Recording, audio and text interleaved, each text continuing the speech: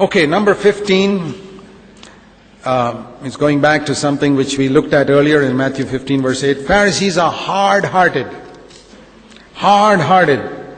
Matthew 15 verse 8. These people honor me with their lips, but their heart is far from me. The heart cannot melt because it is far from God. You know, if you put butter in the freezer, it just will never melt. But you put butter out in the sun, keep it close to the stove. The closer it comes to the stove, the hot plate, the quicker that butter melts. But the further away it's from the stove and it's inside the freezer, it's as hard as ever. It can melt, but it's hard. It can be like rock. You know, you can freeze butter to a point where it's like rock. You need a chisel almost to break it if it's frozen hard enough. And a person's heart can be like that when he's far away from God. God is a fire. And the closer you come to Him, anything will melt. Rocks will melt in the presence of God. Leave alone butter, even rocks will melt. There's no person who can have a hard heart if he's living close to God. And when you are hard towards other people, you can be pretty sure you're miles away from God. Yeah. Pharisees were hard because they were miles away from God. Their heart was far from me, but their words, with their lips they honor me. O Lord, we honor you, thou art worthy, and all the right songs they sing. But their heart was hard. They were hard towards other people. They were hard towards listening God speaking to them. They did not know how to judge themselves. A person with a soft heart, how do you know you got a soft heart? Listen. You will judge yourself and never judge other people. That's the mark of a man with a soft heart. What is the mark of a man with a hard heart?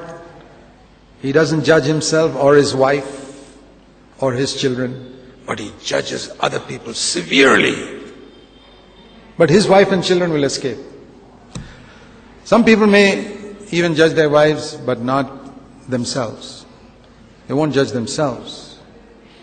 But I found, in my observation, most people are tremendously lenient with their own wife and children.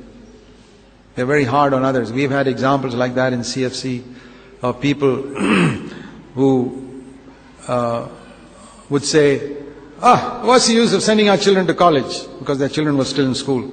We must be wholehearted, we must live for God and all that. And then their children came to college going age, then they sent their children to school and say, yeah, brother, I've changed my mind.